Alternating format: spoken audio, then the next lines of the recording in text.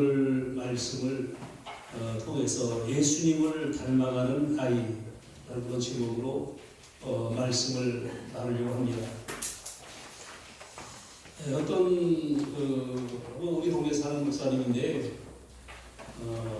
손자가 학교 갔다 오더니 그런 말을 하더라는 거예요. 미국 때문에 한국이 통일이 못됐다고 얘기하더라는 겁니다. 누가 그러더냐? 그러니까 학교에서 선생님이 이렇게 가르쳤다. 여러분 뭐 어떻게 보면은 맞는 말일 수도 있어요. 전쟁이 났을 때 미국이 참전하지 않았으면은 우리나라는 아마 척화 통일되었을 겁니다. 미국 때문에 통일이 안 됐다는 말은 사실 맞는 말일 수도 있어요. 그렇게 보면은 북한 입장에서 볼 때 맞는 말이죠. 그런데 우리 남쪽에서 볼 때는 미군이 없었으면 우리는 척화 통일되어지는 공산주의 국가가 되어지고 지금 김정은이 밑에서 쫄쫄 굶고 있을 수밖에 없는 거란 말이에요. 여러분 정권이 바뀔 때마다 교과서가 바뀌어요. 그래서 진보적인 정권이 들었으면은 또 진보적인 쪽으로 교과서를 바꾸고 또 보수적인 정권이 들었으면은 또 보수적인 정권 내 입맛에 맞게 교과서를 바꿉니다. 이거 굉장히 불행한 일이라고 생각하죠. 왜냐하면은 여러분 역사라고 하는 것은 그 사실 그대로 전해되는 것이지 거기다 어떤 자꾸 해석을 하려고 하면 안 되는 것이죠. 여러분 굉장히 불행한 일입니다. 없는 것을 있다고 하는 것도 잘못이고 또 있는 것을 없다고 하는 것도 잘못이에요. 아이들은 공부한 대로 그들의 생각이 달라지게 됩니다. 그래서 여러분 교육이라고 하는 것은 정치 논리에 의해서 잘못해서는 안 됩니다.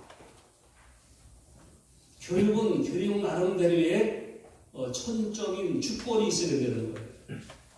여러분 하나님께서 주신 그 주권은 천적인 주권이라고 말을 합니다. 이 세 가지가 있는 거예요. 첫 번째는 뭐냐면은 부모님의 주권입니다. 이거는 여러분 절대적인 거예요. 부모가 아무리 시골에서 농사를 짓고 공부를 못해서 간신히 자기 이름자 쓰는 부모일지라도 그 자식은 대학 나와서 박사학위 받은 자식일지라도 아버지라고 하는 권위는 변함이 없는 것이라는 것이죠. 왜? 하나님이 주신 것이기 때문에. 다음에 또 한 가지 뭡니까? 교육의 주권입니다. 여러분 교육은 이건 선생님이라고 하는 이 권위는 하나님이 주시는 거예요.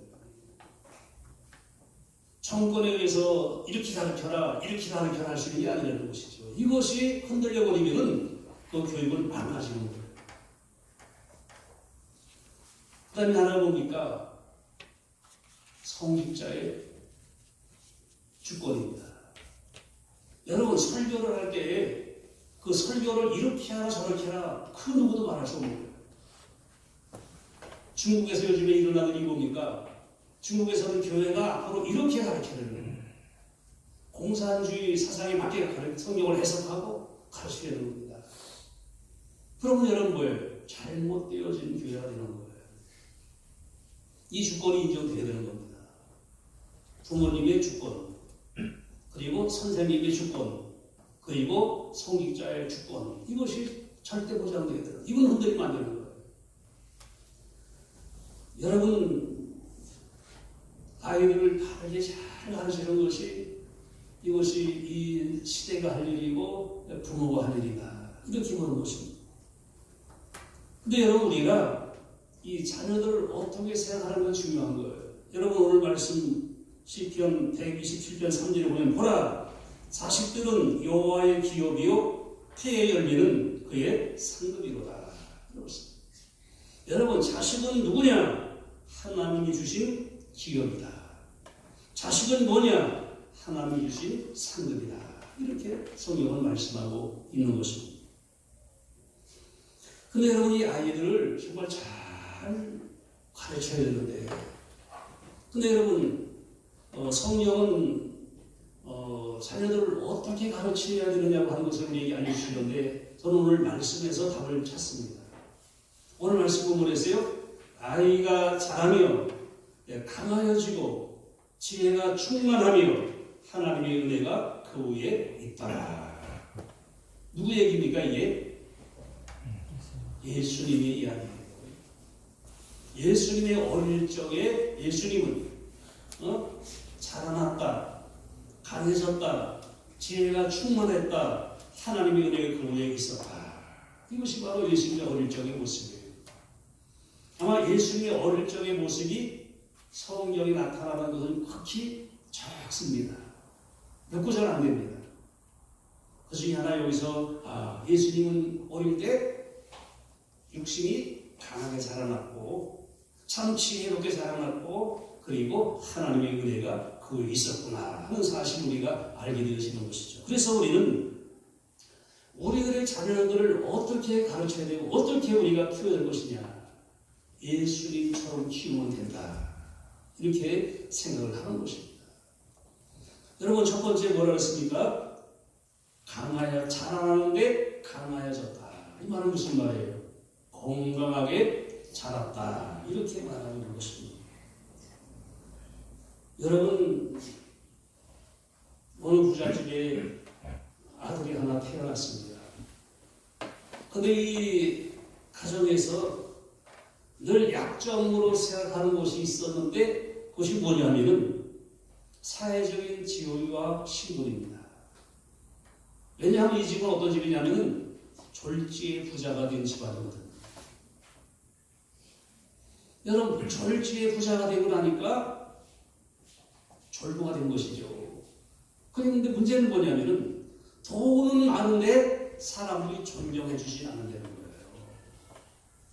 돈은 많은데 사람들이 인정해 주지 않는다는 겁니다. 왜? 너무 막 살아왔기 때문에, 너무 무식하고 너무 막 살기 때문에 누구도 그를 존경하거나 인정해 주지 않아. 그래서 소원이 뭐냐면 우리 집에 이 아들은 정말 이 아이를 잘 키워서 사회적으로 성공을 하게 해야지. 그래서 사회적인 지위도 얻고 신분도 얻게 해야지. 명예도 얻게 해야지. 그래서 아이를 엄청나게 혹사하면서 아이를 가르치는 거예요. 근데 여러분, 이 아이가 부모님의 말을 따라서 열심히 학원 다니고 이 학원 저 학원 막 찾아다니고 밤새 거의 공부하고 해서 대학교, 좋은 대학교 들어갔어요. 졸업할 때도 우수한 성적으로 졸업을 했습니다. 그리고는 좋은 회사에 들어가는 거예요. 그럼 여러분, 이제 그리고 가정도 이루었어요. 모든 사람들이 바라볼 수 있는 선망의 대상이 되어진 겁니다. 그런데 어느 날 회사에 출근하는 아들에게 회사에서 연락이 왔어요. 아이가 지금 그 아이가 아니죠, 그때 이제 어른이죠. 아무개가 쓰러졌다. 그래서 놀래가지고 이제 부모님이 달려가고 부인이 달려갔습니다. 그러니까 이 사람이 쓰러져서 의식을 잃어버리고 있는 거예요. 병원으로 데려가가지고 뭐 치료해서 간신히 회복을 시켰어요. 정신은 돌아왔어요. 근데 문제는 뭐냐면은 마음대로 움직일 수 있는 능력이 사라져버린 겁니다. 여러분, 이렇게 돼버리니까 어떻게 돼요? 회사에서 일단 정리가 되는 거예요. 왜? 일을 할 수가 없잖아요. 회사에서 일단 정리가 되는 거예요. 그 다음에 주변 친구들이 처음에는 찾아오더니 점점 횟수가 줄어들고 나중에는 아무도 찾아오는 사람이 없어요. 또 부인과 아이들도 처음에는 아버지한테, 남편한테, 또 아들은 찾아오더니 점점 횟수가 줄어들더니 나중에는 1년에 한두 번 정도 오는 거예요. 여러분, 이 사람은 사회적으로 성공한 사람이에요. 명예도 얻었고, 지위도 얻었고, 돈도 많이 벌었고, 가정도 이루었어요. 근데 문제는 뭐냐? 지금 쓰러져서 간신히 지금 누워서 그냥 뭉칫거리고 있어야 되는 그러한 상황이 되어버렸단 말이죠.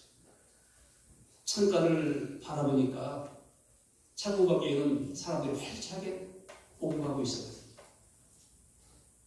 그걸 알아보면서 자신을 돌아보는 겁니다. 내가 무엇을 위해 살았나?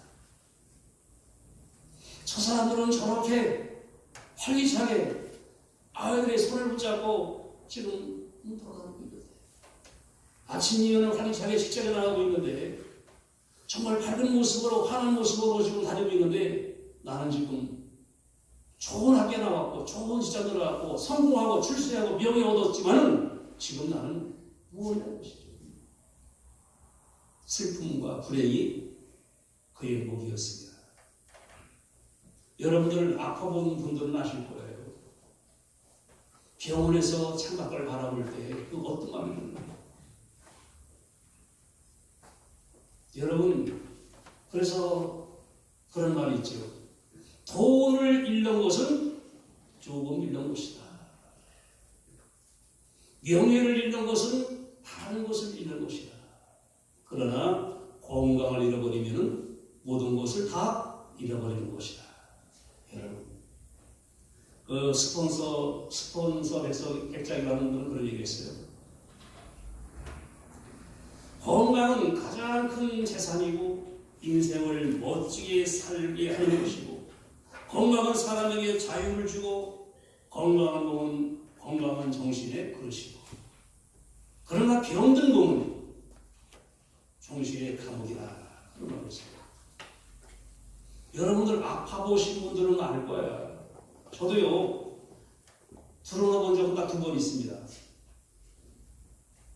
한 번이구나. 한 번, 다리, 이거 인대 파열돼, 축구하다가 파열돼 갖고서, 한 2개월 정도 잘 못 다니고 있었는데, 답답하더라고, 정말 답답하더라고. 신방하면서도 이거 강목으로 이거 해서 기부 싸고 신방하는데 참 이게 웃기더라고요. 그런데 사람이 여러분 건강을 잃어버리면 자유를 잊어버려요. 가고 싶은데 갈 수 없잖아요. 만나고 싶은 사람 만나지 못합니다. 건강해야지 만나고 갈 수 있고 그런 거예요. 저희 어머니를 모시고 오래전에 설악산을 갔었는데, 설악산 그 케이블카 타고 올라가서 보면은 저기 있죠, 권금성이라고 있잖아요. 거기서 케이블카 내려서 뒷산이 올라가고 산이 올라가는 그 산이 언덕이 있어요. 저는 옛날에 한 번 올라가고 그 다음날 안 올라가, 한 번 올라갔으니까. 우리 어머니가 그때 70 넘으신 분이 올라가시더라고요. 그래서 내가 올라가지 마시고 위험하다고 그러니까, 내가 여기 또 언제 올지 모르는데, 오늘 안 올라가면 언제 올라갈지 모르는데 올라가야 된다. 밧줄 타고 밧줄 앞으로 올라가시더라고요. 갔다 오셨어요. 그 전에 금강산을 갔어요. 금강산 가서 우리 다치기 전에 한 달, 저희 갔다 오고 한 달 후에 금강산이 다쳤어요. 어머니 산에 올라가시더라고요. 저는 안 갔어요. 저는 해금강 쪽으로 갔어요. 코스가 2개예요. 하나는 산으로 올라가는 코스가 있고 하나는 바다 쪽으로 가는 코스가 있어요. 산 거리가 이건 힘들 것 같더라고요. 저는 바다 쪽으로 간다고. 어머니 산 쪽으로 갔어요. 왜? 한 번 왔으니 끝까지 다 봐야 된다는 거예요. 한 2년 전에 저희 어머니 모시고 중국을 갔다 왔어요. 근데 그게 마지막이야. 지금은 너무 시대가 많아가지고 다리도 아프시고 그래서 이제는 비행기 못 하실 것 같고, 이제는 장거리 여행 못 합니다. 여러분, 건강해야지 자유가 있는 거예요. 건강해야지 먹을 자유도 있고, 이동할 자유도 있고, 독립할 자유도 있어요. 그래서 건강하게 입은 다행입니다. 여러분들, 예수님 어떻게 했습니까? 자라나는 게 강하여졌다. 여러분들, 자녀들을 여러분들 건강하게 키우시는 부모가 되기를 예수의 이름으로 축원합니다. 그리고 여러분 자신도 건강을 지키셔야 돼요. 건강을. 그리고 그 스폰서는 그런 말을 했어요. 세상의 가장 어리석은 사람은 이익을 위해서 자기 건강을 희생하는 사람이다 그랬어요. 어떤 이익을 위해서 자기 건강을 희생하는 사람은 어리석은 사람이에요. 왜? 건강 잃어버리면 얻은 이익 다 아무런 소용이 없다는 것이죠. 여러분 건강하셔야 됩니다. 건강한 아이를 키워야 됩니다. 저도 이빨 이거 그때 임플란트를 빼고 나니까 먹을 수가 없어. 뭘 먹어요? 어떻게 이빨이 없는데 뭘 먹냐고. 근데 라면을 먹고 싶어요. 라면이. 국리를 하다가 라면을 부셨어. 부셔서 거기다가 스프를 끓였어요. 스프를 붓고. 라면은 면은 없어졌어. 그냥 가루야 가루. 근데 그렇게 맛있다고요. 여러분 이빨 나쁠 때 난 깨갖고 그냥 마시면 돼요. 그 여러분 하여간 여러분들 건강하셔야 되고 자녀들을 건강하게 키우셔야 되고 암만 똑똑하면 왜 건강하지 못하면 소용없어요. 두 번째로는 지혜로운 사람이 되게 됩니다. 오늘 뭐 했습니까? 지혜가 충만하여 그랬어요. 여러분 예수님은 건강할 뿐 아니라 지혜가 충만했다 이렇게 말씀하고 있습니다. 여러분 그런 말이 있어요. 배움은 몸의 보배이고 배운 사람은 세상의 보배이다. 배우면 분자가 될 것이고 배우지 못하면 소유배가 될 것이다. 여러분 배우는 사람은 몸의 보배이고 세상의 보배가 된다. 잘 배워 지혜로운 사람은 대인이 될 것이고 배우지 못한 사람은 소유배가 될 것이다. 여러분 분명한 것은 지식과 지혜로운 사람이 되어야 된다는 거예요. 지식만 많으면 안 됩니다. 지식만 많은 사람이 사기꾼들이 다 좋아. 지혜로워야 되는 것입니다. 여러분 지혜라고 하는 것은 지식이나 상식이 아니라 사물의 이치를 알고 상황을 잘 깨닫고 거기에 현명하게 대처하는 능력이라고 했어요. 근데 여러분 대인관계에서도 지혜로워야지 대인관계가 좋아지는 거야. 똑똑하고 따지기만 좋아하는 그 사람 절대로 사람과 교제 못합니다. 그렇잖아요. 똑똑하긴 해요. 그러니까 누가 말에 다 빠져. 잘못된 거야, 틀린 거야, 맞은 거야 이거 해버리니까 누가 친해지겠냐고. 여러분들 그런 사람들 나는 불의를 못 참아. 내가 하고 싶은 말을 해야 돼. 그런데 여러분 그런 사람 수도 없어. 왜? 누가 좋아하겠어?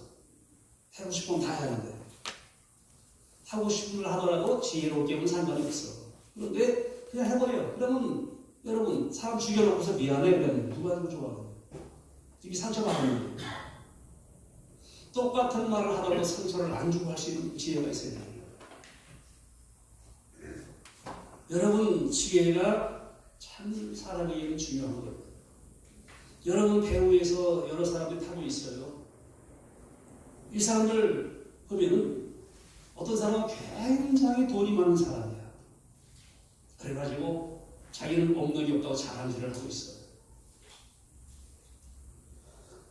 근데 여러분 서로 자기 걸 자랑하는 거야. 나는 말이야 다이아몬드 반지가, 나는 목걸이가, 나는 뭐 자동차가, 나는 뭐 자랑을 열심히 하고 있어요. 그런데 해적이 쳐들어왔어요. 그 여러분 배에 있던 사람들이 다 이제 모든 재산을 다 잃어버렸어요. 해적이 사라진 다음에 배는 이제 어떤 낯선 항구에 들어섰는데 그 여러분 거기에 랍비가 있었어요. 이 랍비는 뭐예요? 선생님이잖아요. 이 사람이 학식이 아주 높은 사람이고 인격이 고매한 사람이라는 소문이 났기 때문에 항구에 딱 들어갔을 때 많은 사람들이 이 랍비에게 몰려들었어요. 그리고 초청해서 대접을 하면서 배움을 얻기를 원했습니다. 그런데 돈 많은 부자들 이 사람들에게 다 뺏겨버리고 거지가 되어버렸어요. 그래서 그 도시에서 그들은 노숙자처럼 살 수밖에 없는 처지가 되었습니다. 여러분 그러나 이 랍비는 학생들을 가르쳤어요. 그래서 이는 그 지역에서 아주 유력한 유지가 되어졌습니다. 여러분 나중에 부자들과 만나면 납비가 하는 얘기할 거예요. 여러분들은 돈을 잘하겠지만 나에게는 지혜가 있었고 지식이 있었습니다. 그리고 이것은 해적들이 당신들의 돈은 뺏어갈 수 있지만 재물은 뺏어갈 수 있지만 내 머릿속에 있고 내 마음에 있는 지식과 지혜는 뺏어갈 수가 없었습니다. 여러분 그렇습니다. 지혜는 잃어버리지 않는 재산이 되어지는 거예요. 여러분 유대인들이 아주 절대적으로 하는 게 있어요. 뭐냐면은 그 사람들은 1인 1기 교육을 합니다. 무슨 소리냐면은 모든 사람이 그가 신분이 어떻든지 간에 한 가지 기술을 가지고 있다는 거예요. 한 가지 기술. 그 한 가지 기술은 뭐예요? 먹고 살 수 있는 능력이에요. 그럼 여러분 사도 바울은 자기가 뭘 잘하는 사람이었어요? 천막을 짓는 기술을 갖고 있었어요. 그 여러분 선교하다가 돈 떨어지면 천막 만들어 팔면 되는 거예요. 그래서 다 갖고 왔어요. 여러분들 하여간 여러분 우리는 지식이 있어야 되고 지혜가 있어야 되고 기술이 있어야 돼요. 이것이 자기를 가치 있게 만드는 사람의 모습이라는 것이죠. 여러분 성경 말씀 보면 욥은 그런 말을 했습니다. 진주와 표곡으로도 비길 수 없나니 지혜의 값은 산호보다 귀하구나. 여러분 지혜는 뭐냐? 진주로도 표곡으로도 비교할 수가 없다. 이건 참으로 귀한 것이다. 이런 말을 했어요. 왜? 진주 가지고 지혜는 살 수 없지만 지혜 가지고 진주는 살 수 있어요. 구할 수 있어요. 진주는 여러분 먹을 뭐 능력이 없지만 지혜는 살아가면서 필요한 모든 것을 소유할 수 있게 해주는 능력이 되어지는 것입니다. 그래서 지혜는 진주와 표곡과도 비길 수가 없다. 그런 말을 했어요. 여러분 잠언서 4장 7절 지혜가 제일이 지혜를 얻어라. 내가 얻은 모든 것을 가지고 명철을 얻을지니라. 여러분 지혜를 얻으라고 했습니다. 근데 문제는 이 지혜가 뭐냐? 이 지혜가 뭡니까? 잠언서 9장 10절 보면 뭐랬습니까? 여호와를 경외하는 것이 지혜의 근본이요 거룩한 자를 아는 것이 명철이니라. 여러분 하나님을 아는 것이 지혜의 근본이라고 했습니다. 그 하나님을 거룩하신 자를 아는 것이 명철이라고 말하고 있습니다. 지금 뭐냐? 하나님을 아는 것이 최고의 지혜이다. 하나님을 아는 것이 최고의 지혜의 근본이다. 하나님을 아는 것이 최고의 명철한 사람이다. 성경은 이렇게 말씀하고 있는 것입니다. 여러분, 왜냐하면 하나님을 모르고는 세상을 알 수가 없고 하나님을 모르고서는 선을 알 수가 없고 하나님을 모르고는 사랑을 알 수가 없고 하나님을 모르고서는 복을 할 수가 없어요. 왜? 모든 것이 하나님의 근원이기 때문에. 세상을 알 때 하나님을 아는 세상을 알 수 있어요. 왜? 하나님이 창조하셨기 때문에. 여러분들 최고의 지혜가 하나님을 아는 것임을 믿으시고 여러분 자녀들에게 하나님을 아는 지혜를 열심히 전해주시기를 예수의 이름으로 축원합니다. 이렇게 사는 사람에 대해서 잠언 15장 30절 보면 여호와를 경외하는 것은 지혜의 훈계라 겸손은 존귀의 앞자리니라. 그런 말을 했어요. 에베소 6장 4절 또 하니라 너희 자녀를 노엽게 하지 말고 오직 주의 교훈과 훈계로 양육하라. 그런 말씀을 해주셨습니다. 여러분들 하나님의 말씀을 가지고 자녀를 양육하라고 성경은 그렇게 말씀을 하고 있는 것입니다. 그런 이스라엘의 교육은 전 세계적으로 유명한 것이죠. 근데 여러분 이 이스라엘의 교육을 보면은 하나님 말씀을 가르치는 시간이 굉장히 많이 확대된다는 거예요. 여러분 우리 필리핀 바교에 가면 이제 실로아 학교가 있잖아요. 필리핀만 해도 법적으로 철풀 시간이 있어야 돼요. 모든 학교들이. 그거 하나는 참 굉장히 잘하는 걸로 봐요. 성경을 가르쳐야 돼요. 모든 학교들이 다. 그래서 여러분 바교 실로아 우리 정기학 목사 학교도 일주일에 한 번씩 꼭 성경을 가르쳐요. 예배를 드리고 성경을 가르쳐요. 근데 유대인들은 그 정도가 아니라 매일같이 성경 가르치는 시간이 거기 들어가 있는 거야, 학교에서.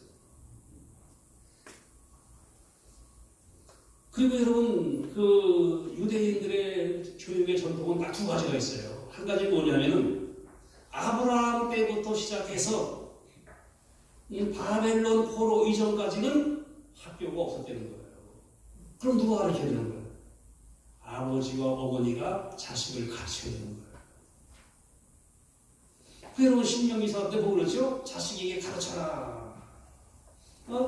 그래서 자식들이 누워있을 때나 앉아있을 때나 걸어갈 때도 계속 이 말씀을 가르치라고 했어요. 왜?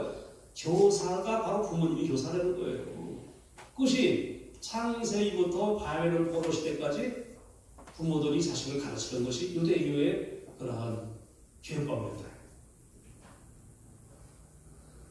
그리고 여러분 바벨론 포로 이후에 그때서부터 이제 뭐예요? 학교가 생기기 시작했어요. 그래서 회당을 세우고 예배를 드리고 성경과 전통을 교육하는 교사가 생기기 시작을 했다는 것입니다. 근데 여러분 사실 저는 교사예요. 유대인들의 교육은 너무 철저해가지고 변함이 없어요. 이것이. 지금도 수천 년 전에 유대인이나 지금 유대인이나 똑같은 신앙 가지고 똑같이 지금 살아가고 있다는 것이죠. 무서운 일입니다. 이게. 어떻게 이걸 할 수가 있을까? 근데 여러분 유대인들의 그 교육 방법이 네 가지가 있어요. 첫째가 뭐냐면은 말을 시작할 때부터 성경을 이루게 한다는 거예요. 그 성경 구절이 신명기 6장 4절부터 9절까지. 이것이 유대인들의 매일같이 이루는 말씀이에요. 뭐라고 되어 있습니까? 이스라엘아 들으라. 우리 하나님 여호와는 오직 유일한 여호와시니 너는 마음을 다하고 뜻을 다하고 힘을 다하여 네 하나님 여호와를 사랑하라. 오늘 내가 내게 명하는 이 말씀을 너는 마음에 새기고 네 자녀에게 부지런히 가르치며 집에 앉았을 때든지 길을 갈 때든지 누워있을 때든지 일어날 때든지 이 말씀을 강론할 것이며 너는 그것을 내 손목에 매며 기호를 삼으며 네 미간에 붙여 표로 삼고 네 집 문설주와 바깥문에 기록할지니라. 그럼 여러분 이 말씀을 그들은 늘 이루고 다니는 거예요. 뭐라 그랬어요? 힘을 다해서 하나님을 사랑하라. 그리고 부지런히 말씀을 가르쳐라. 집에 있든지 길을 갈 때든지 누워있을 때든지 일어날 때든지 말씀을 강론하라. 그리고 너는 그 말씀을 손목에 매서 기호를 삼고 미간에 붙여 표를 삼아라. 그리고 집 문설주와 바깥문에 기록할지니라. 이 말씀을 세마라고 합니다. 이스라엘 모든 사람들이 항상 이 말씀을 이루고 살아가는 거예요. 두 번째로는 아침 기도회에 참석을 하게 하는 거예요. 그 아침 식구들이 기도할 때 참석을 함께 아이가 기도하게 하는 것이죠. 세 번째로는 대피린이라고 하는 그 상자를 만들어서 하나는 팔목에 차게 하고 하나는 머리 이마에 붙이게 합니다. 이 상자에 뭐가 들어있냐? 쇠마, 즉 하나님 말씀이 들어있어요. 그리고 진문간 내는 나무로 혹은 쇠마는 통을 만들고 거기에다가 말씀을 양피지에 써서 보관을 하는데 이것을 내주자라고 합니다. 그래서 이것을 아니 팔목에도 말씀이 있고 이마에도 말씀이 있고 그리고 이제 문지방에도 말씀이 있고 바깥문에도 말씀이 있어요. 그렇게 계속 말씀을 보고 살아가는 거예요. 이것이 바로 유대인들의 그러한 교육 방법이었습니다. 여러분 성경 말씀을 이루는 겁니다. 이 하나님께서 지금부터 영원토록 너의 출입을 지키시리로다 하는 말씀을 이루게 하고 거기다가 입을 맞추면서 다루게 한다는 거예요. 그래서 들어갈 때도 하나님 말씀을 생각을 하는 거예요. 그리고 나올 때도 하나님 말씀을 생각하는 거예요. 그리고 모든 일을 할 때 하나님 말씀을 생각하는 겁니다. 잊어버리지 않는 거예요. 이것이 유대인들의 교육 방법이에요. 세 번째로 예수님은 어떻게 살았습니까? 은혜가 그 위에 머물 있더라. 하나님의 은혜가 그 위에 있더라. 이렇게 말씀하고 있어요. 여러분 이스라엘 사람들이 이마에다가 테피린을 붙이는 것은 뭐예요? 너가 무슨 생각을 하든지 무슨 일을 하든지 먼저 하나님 말씀을 생각하라는 거예요. 네 머리통에 있는 생각보다는 이마에 있는 말씀을 먼저 생각하라는 것입니다. 그러니까는 철저하죠. 무슨 일을 하든지 무슨 걸 생각하든지 하나님 말씀을 먼저 생각하라. 하나님 말씀을 먼저 앞세워라. 이것이 유대인들의 삶의 모습이에요. 또 팔과 붙임은 뭐예요? 무슨 일을 하든지 하나님의 도우심을 구하면서 기억하라. 그러니까 여러분 머리로는 말씀을 생각하고 손으로 행동할 때는 하나님의 도우심을 생각하는 거예요. 하나님을 떠나서는 그들은 아무것도 하지 않는 거예요. 이러니까 그들이 복받은 민족이 될 수 있는 거예요. 여러분, 우리가 수고하고 애를 쓸지라도 하나님이 도와주지 않으시면은 우리가 수고한다는 것이 헛된 걸 성경은 말씀하고 있습니다. 시편 128편 2절 내가 내 손이 수고한 대로 먹을 것이라 내가 복되고 형통하리라 하는 것입니다. 하나님이 복을 주셔야지 우리가 손으로 하는 것이 헛되지 아니하고 형통하다. 성경 말씀하고 있는 것입니다. 여러분, 바로 예수님의 머리 위에 뭐가 있어요? 하나님의 은혜가 머물러 있다. 이렇게 말씀하고 있어요. 여러분들 건강한 것도 좋아요. 지혜로운 것도 좋아요. 그러나 그 위에 하나님의 은혜가 있어야 될 줄로 믿습니다. 이게 중요해요. 건강한 거예요. 쌍화로 들어가면 안 되잖아요. 또 지혜로워서 좋은 건 좀 좋은데 그런 것은 세상적인 삶으로 끝나는 거예요. 그 위에 하나님의 은혜가 있어야 돼요. 여러분, 우리가 성경을 통해 보는 걸 증거해 주고 있어요. 요셉이 정말 파란만장한 삶을 살았잖아요. 그렇게 부잣집 아들인데 형들이 요셉을 배신하고 그를 죽이려고 하다가 못 죽이고 그를 팔아넘겨서 애굽으로 가서 노예가 돼서 살다가 그리고 거기서 또 모압의 감옥에 들어가 버렸어요.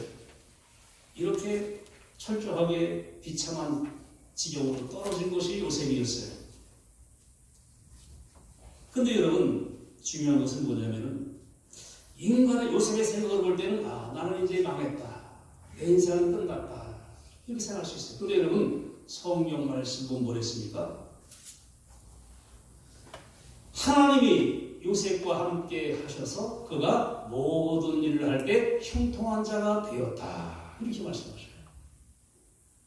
근데 여러분, 요셉 주변에는 요셉을 망하게 하려고 하는 사람들이 많았어요. 형제들이 요셉 보고 뭐랬습니까? 요셉을 죽여가지고 요셉이 꿈을 꾸고 꿈을 자랑하고 그랬는데 그 꿈이 어떻게 이루어지나 우리 보자 이거야. 즉 너희는 망하는 꼴을 내가 봐야 되겠다는 거예요. 형들이 하는 얘기예요. 그 여러분, 요셉이 잘 되는 것을 견디지 못하는 것이 형들이었어요. 그 요셉을 죽이려다가 너희를 팔아버렸어요. 너 이제 인생 한 망가져 말하는 거예요. 근데 여러분, 사람이 망가뜨리려고 하지만은 하나님이 함께 하시니까 형통한 줄로 믿습니다. 마찬가지예요. 여러분 자식도 마찬가지예요. 여러분